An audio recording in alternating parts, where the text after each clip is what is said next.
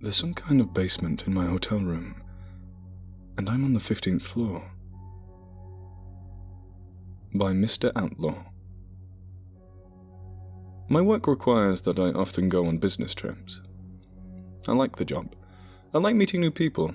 I like visiting new cities, but for this story, that's neither here nor there. I'd just arrived in Chicago and settled down in a new place you could probably call high class.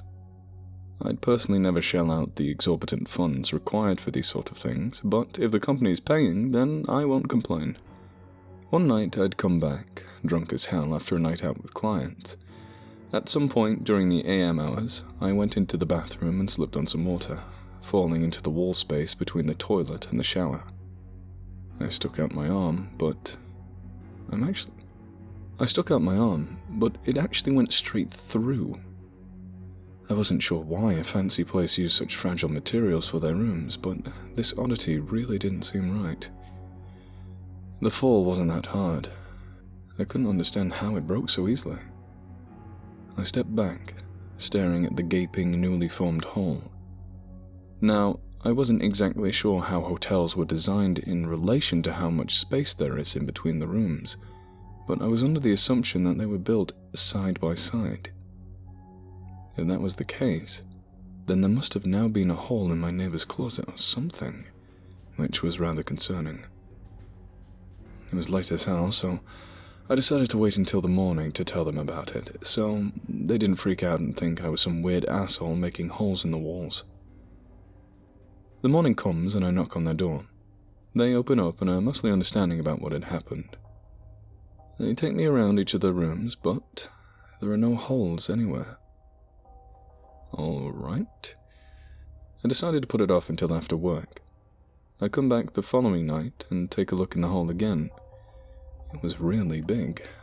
Out of curiosity, I took my phone flashlight and shined it through.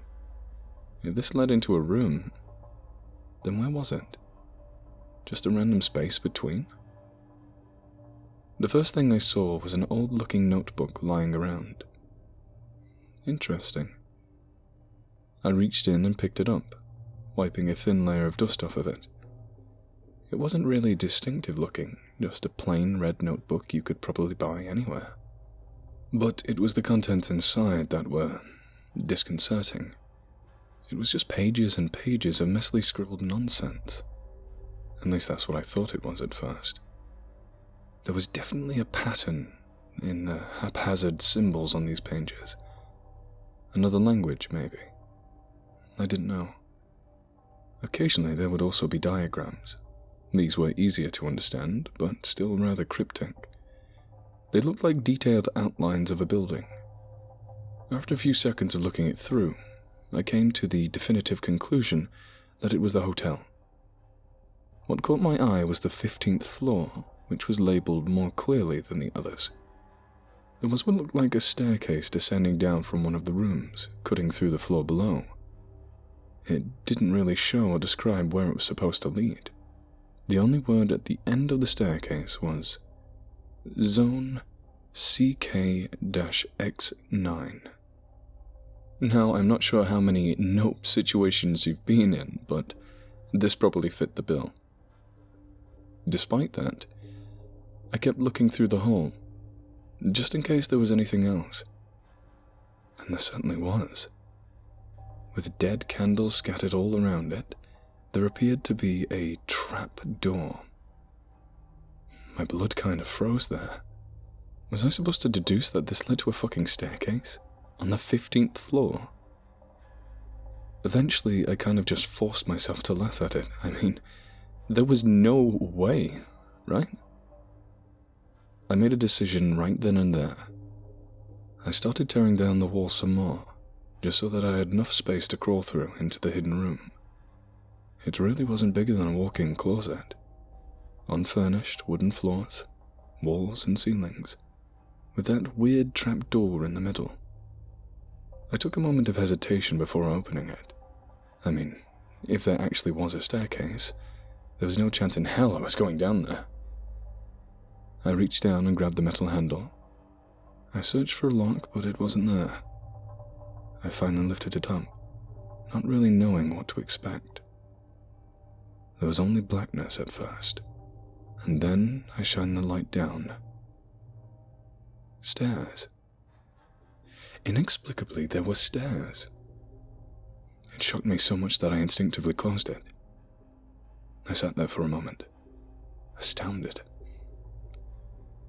I started believing that it was just some weird illusion.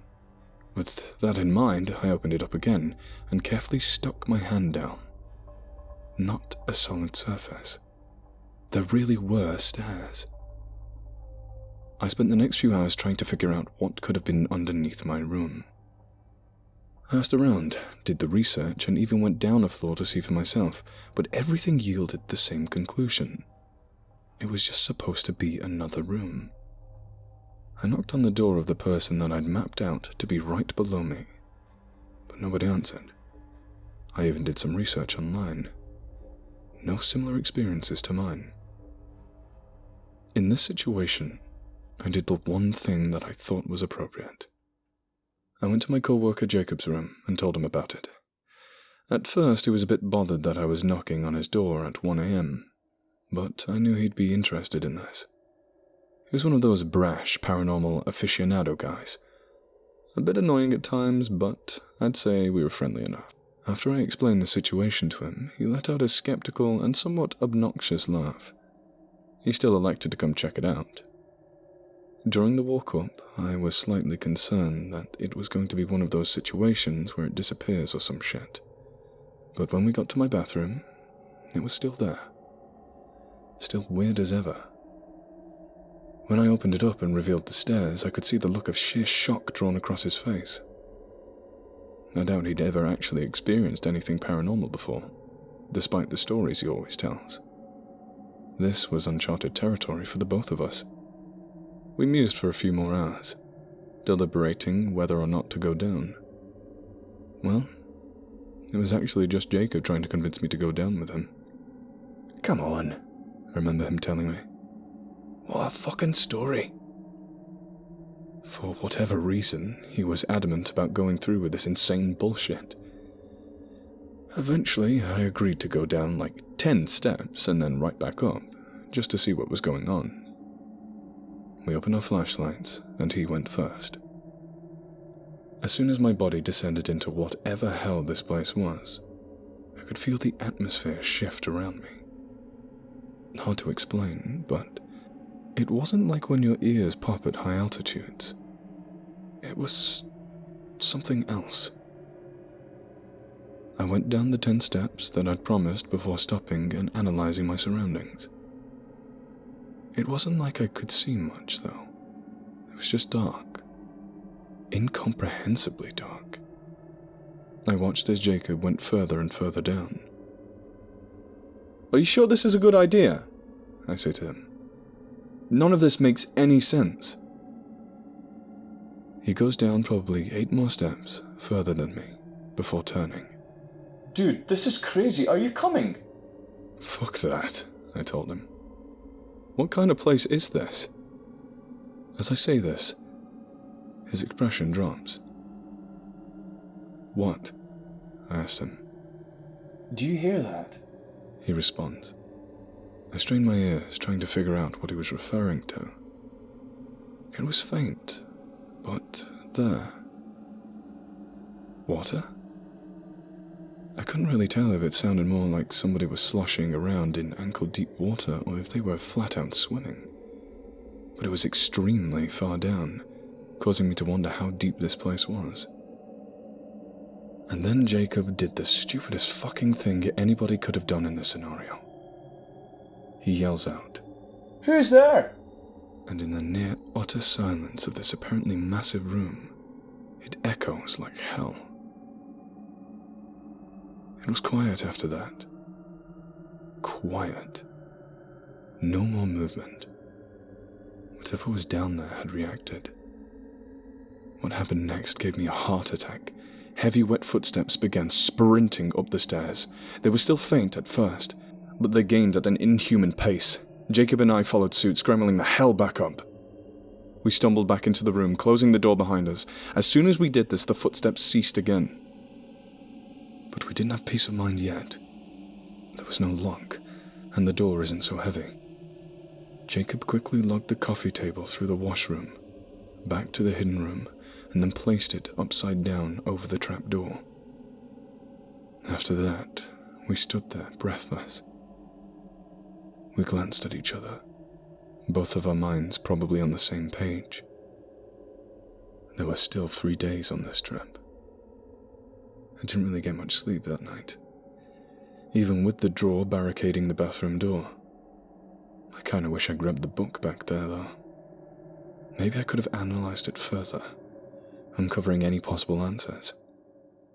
But for obvious reasons, I don't think going back down there is the best idea right now.